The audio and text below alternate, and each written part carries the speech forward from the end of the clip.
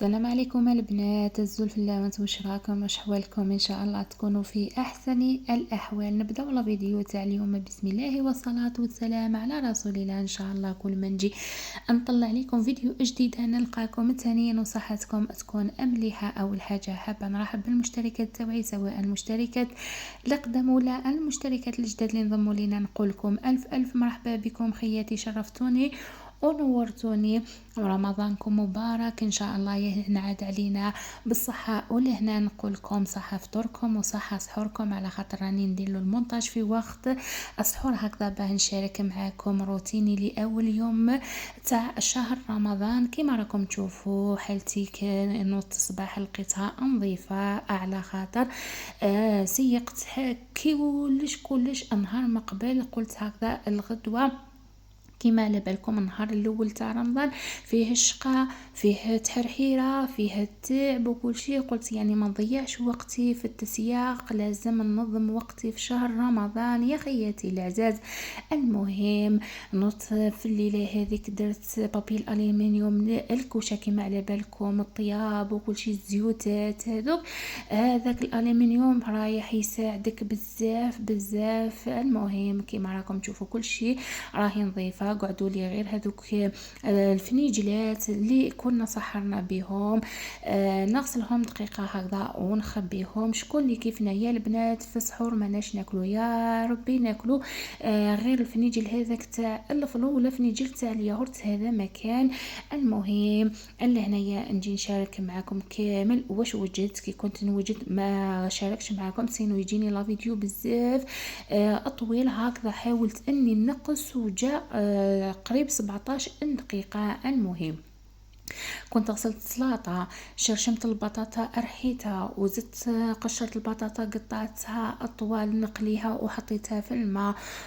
فورت هذيك الزرودية. المهم قطعت شوية الخيار، شوية البسباس، شوية الطماطم. ولا هنايا راكم تشوفوا راني وجدت كمية تاع البطرة. فانا دايما هكذا نوجد ونديرهم داخل الباطة ونسكر عليهم ونخبيهم في الفريجيدار. كل يوم ندير السلطة تاعي جديدة نجبد ونلقى هاكي الحسنة. جبت هذوك زوج لي قبلي تاع القارص. لهنايا كنت ثاني فورت الرز تاعي بكمية هكذا تكفيني بالك مدة اسبوع ولا. المهم ما نضيعش وقتي كل يوم غير في هذا الصوالح. انايا كيفاه راني نفور الرز تاعي باه تجيكم مصيدمه تاعكم هايله يا خياتي. دائما انايا نحطه في الماء، تجيب لي الغليه الاولى ولا الغليه الدوزيام هذيك نحيه نفورو ديراكتومون نكملو بالتفوار. والزيتون تاعي ثاني كنت غليته غير مره على خاطر ما كانش مار بزاف. باه يجيكم الزيتون تاعكم ضمنوا رواحكم ماهوش مار وما يجيكمش صامت. كي تروحوا تغليوه ديروا له مغرفه تاع سكر ونص حبه زروديه هذيك المروريه، وهذاك الملح كامل رايح يتمتص. هذيك الحبه تاع زروديه اللي اضيفيها معاه. كنت وجدت قطعه البصله هذيك والاخر باه ندير الحشو البوراك، قطعه زروديه للزيتون، جبت الدجاج تاعي كيما راكم تشوفوا لهنايا. هيا جوزوا معايا، مرحبا بكم للكوزينه. نبداو نوجدوا في الفطور تاعنا. كيما تشوفوا الفلفل كنت شويته مقبل، قطعته مقبل. لهنايا رايح نزيد نطيبه برك يا خياتي. الشربة حطيتها في هذيك الطاوة تاع الطين، والطاوة اللي منها رايحة ثاني نوجد طاجين الزيتون يا خياتي.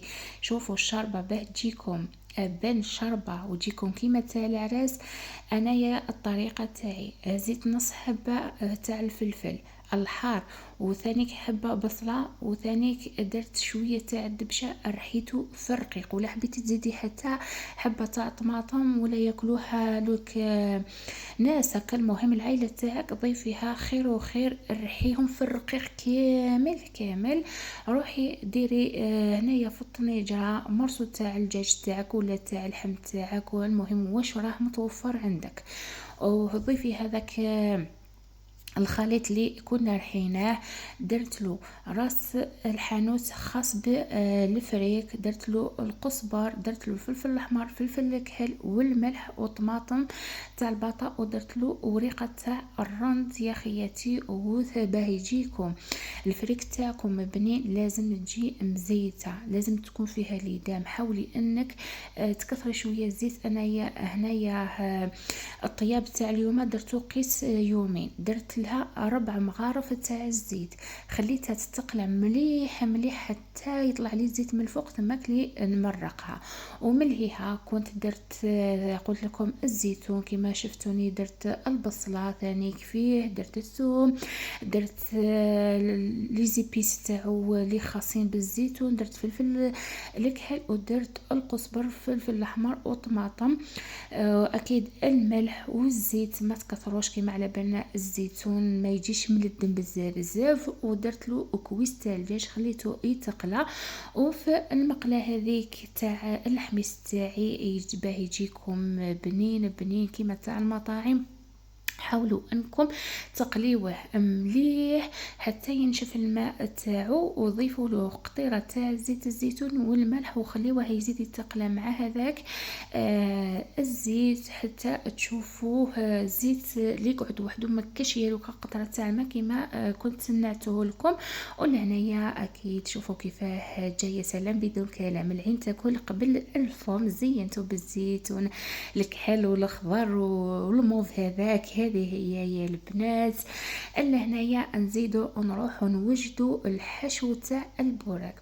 شوفوا هنايا كيما راكم تشوفوا درت في المقله قطيره تاع الزيت، ودرت نص بصله قطعتها مربعات هكذا صغار، حاولت اني نخليه حتى يذبل معايا باه نضيف معاه هذاك الدجاج. ومن الجهه واحده اخرى هزيت هذاك الزيتون قطعته صغير هكذا باه نضيفه للحشو هذاك وملهيها. اكيد كان الفريك تاعي درت قيس فنيجيل شللته غير مره على خاطر الفريك تاعنا تاع الدار على بالي بلي راه نظيف وكل شيء يا البنات. والفريك كي تروحوا شريو هذاك الفريك اللي يكون رقيق، ما تشريوش الخشين، سينو الشربه تاعكم قد ما درتو معاه ما تجيش بنينه.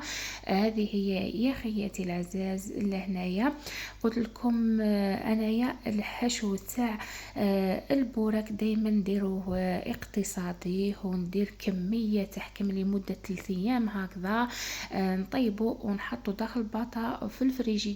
كل يوم نجبد ونعمر الديول تاعي ونقلي الكميه اللي نسحقها في هذاك النهار.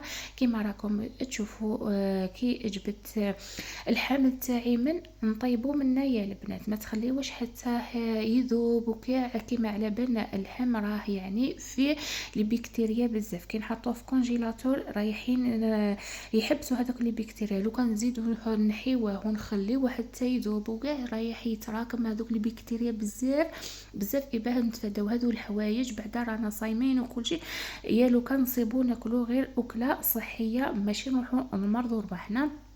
لهنايا كي بزيت هذاك واسمو هذاك اسدر كامل بالفرشيطه باه يذوب معايا. درت له لي زيبيس، درت لي زيبيس خاصين بالشاورما، الفلفل الكاحل والملح. هذا مكان واش درت انايا هنايا لي زيبيس، وضفت له هذاك الزيتون باه يتقلى معاهم باه يطلق البنه تاعهم. ومن جهه منا كانت البطاطا هذيك اللي شرشمتها ورحيتها ولا بزيتها ولا كيما كل واحد كيف يقولها، نفس لي زيبيس اللي درتهم لهذاك اسدر اللي درتو هنايا للبطاطا. درت ثاني لي زيبيس تاع الشاورما، الفلفل الكحل، ودرت له شويه القزبر يا البنات. حنايا نحبوا دائما القزبر يكون في الاكلات تاعنا كيما راكم تشوفوا. حاولت اني ندمج كامل هذيك المكونات كيما راكم تشوفوا ونحيها حتى تبرد ونديرها في الباطا ونخبيها في الفريجيدير. نلقاها كيما قلت لكم كل حسنه ماشي كل يوم، هذو الصوالح نطيبوهم كل يوم ونجيو لهنايا نوجدوا المصيدوان تاعنا يا البنات. نمد لكم استوس باه تجيكم المصيدوان تاعكم تجي بنينه كيما العراس. كيما راكم تشوفوا خذيت غير كميه صغيره قسمه نستهلكوا في هذاك النهار.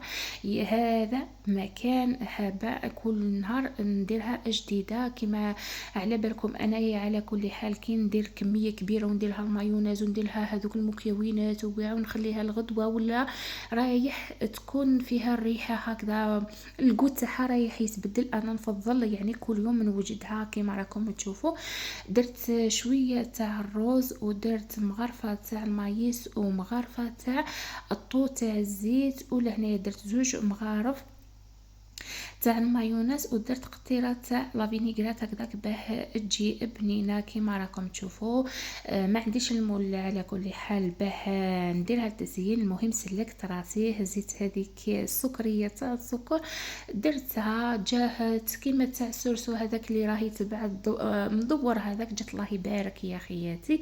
وزيد نقول لكم حاجه، كي تروحوا ديروا الخضره تاعكم في السلطه تاعكم، انا نفضل اني كيما راكم تشوفوا زروديه درت لها قطره تاع الفينيغرات نخلطها كامل باه تشرب هذيك لاصوص. اي لاصوص اللي عندك اللي راه متوفر عندك خير ملي تحطيها في الطبسي ومن بعد تعاودي ترشيها من الفوق، على خاطر كي ترشيها من الفوق هذوك الحبات اللي ملفوقه تجيو بنان، ما هذوك لتحت تلقيهم صامتين. يبا هذه الطريقه رايح تجيكم بنينه بنينه في العراس هكذا راهم يديروها. وثانيك نفس الشيء اللي رايحه نديرها البيطراف.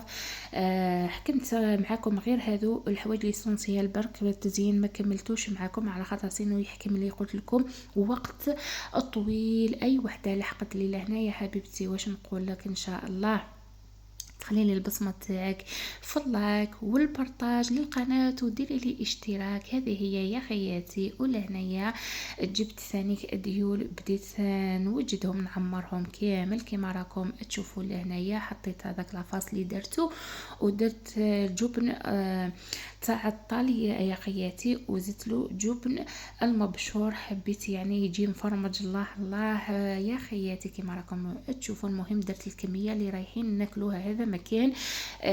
هذه هي يعني الطريقه تاعي اللي راني نعتمدها دائما وكي نقولوا شرب فريك ورمضان وكامل اكيد المطلوح. احنا هنايا كنت عجنت المطلوح حطيته في الكوطي هكذا داخل هذيك البسينه غطيتها حتى يطلع لي ومن بعد نولي ليه. اكيد يا البنات كل ما نديروا حاجه نتبعوها ديريكتومون بالغسيل، ما نخليوش حالتنا خماج، ما نخليش حالتنا رايح يتراكم هذاك الاوساخ وهذيك الفوضى وهذيك حتى تكرهي روحك في الكوزينه. لازم تكوني قافزه، لازم تصرى لك كي نحله طق هنا طق لهيها. هذه هي باه تنقصي عليك باه تنظمي وقتك يا البنات. المهم كي حكيتها لهنايا عاودت مسحتها كامل، نظفت البلاصه هذيك وين عجنت المطلوع هذاك. ونروحوا للجهه اللي منا دائما البسينه تاعك اللي تكون معمره بالرغوه تخليها دائما هنا. شوفي وسختيه مغارفه اغسليها، وسختي فنيجل اغسليها، وسختي طبسي تبعي غسليها، ما تخليش يتراكم عليكم هذاك الجبل ومن بعد تكي تدنقي هكذا تكهري حياتك. اما لا لازم هذه التدبيرات ديريها باه تنظمي وقتك في هذا الشهر الفضيل. لازم تكوني حيليه في الكوزينه سينو رايحه تعبي بزاف كيما على بالنا الطياب والشقا. ربي يكون في عنا. هذا يعني يكون جزاء لنا، يكون حسنة لنا. ربي يتقبل منا الصيام والقيام ومصالح الأعمال يا رب العالمين. هذا ما عندي ما نقول لكم. ونوليو للمطلوع تاعنا. كي لقيتو اطلع وليت قرصتهم، درتهم 4 قرصات صغار حوالي فيهم القطر تاعهم 15 سنتيم. حاولت اني نديرهم صغار هكذا باه ما نفسدوش باه ما نضيعوش. لازم نكونوا اقتصاديين نطيبوا بالمعقول. كليناهم سينو نحطهم في كونجيلاتور الغدوه نجبدهم نحميهم نلقاهم كي الحسنه. ولهنا ثاني كنت درت 5 قريصات صغيورين هذو تاع الكسرة طلبهم مني بني كان صايم الحمد لله، كبر بني ولا يصوم معانا. على كل حال بهذا رمضان راه المرة الثالثة اللي بدا يصوم كي كان في عمره 7 سنين. اكيد ما كانش يصوم شهر كومبلي، ولكن بدا لي بكري. لازم نولفوا لهم يا خياتي العزاز على الصغر، لخاطر الوقت ماهوش يرحم. على كل حال ربي يقدرنا وعلى مسؤوليتنا وتربية أولادنا، هذه مكان ربي يخرجهم وذرية صالحة يا رب العالمين. كملت على كل حال الطياب تاعي بكري، رحت قعدت وصليت وليت قريت شوية القرآن. كي لحقت الستة لهنايا زدت وليت دخلت للكوزينة باه نوجد الطابلة ونزيد نقلي البطاطا ونزيد نقلي هذاك البوراك. المهم رايح نكمل نوجد واش خصني كامل. هكذا يا البنات انا دايما نوجد الطاولة تاعي هكذا، نعقب نهار الاول تاع شهر رمضان. هذا يا خياتي هاوليك طاولتي الافطار. ربي يدومها نعمه ويحفظها من الزوال، وتقبل منا ومنكم الصيام واعمال الصالحه يا رب العالمين. درت شربة فريك، خرجت اروع ما يكون، خرجت بنينه، خرجت كيما عسل. خرجت كيما تاع العراس. درت طاجين الزيتون ودرت لحميس، درت سلطه تاع مصيدوه. كاينه شويه تشينا، شويه زلابيه، قرب الوزن. المهم الحوايج هذو باينين يعني متوفرين. ودرت شربات يا البنات ما شاركتهاش معاكم على خاطر سبق اني شاركتها معاكم. هذه هي يا خياتي العزاز، هذه هي طاولة الافطار تاعي واللي شهيتها. نقولك شهيت في الجنة، سمحوا لي بزاف بزاف. الله غالب هذه هي الخدمة تاعنا. واكيد كي فطرنا غسلت المعناتي وسيقت كل شيء، نروحوا الركن الصلاة، ركن قراءة القرآن اللي ما لازمش نغفلوا عليه في الشهر الفضيل يا البنات. لهنايا صليت، كي كملت الصلاة تاعي كان الزوج وبني راحوا للتراويح، بديت نقرا قراني بعقلي. نحاول اني هي البنات كل صلاه نقرا 4 صفحات ولا 6 صفحات، ونحاول اني نفهم معنى الايات. هذه هي حق ربي يقدرني نكمل المصحف هذا الشهر. يا البنات نبداو في التحدي تاع قراءه القران. مع السلامه، الى الملتقى.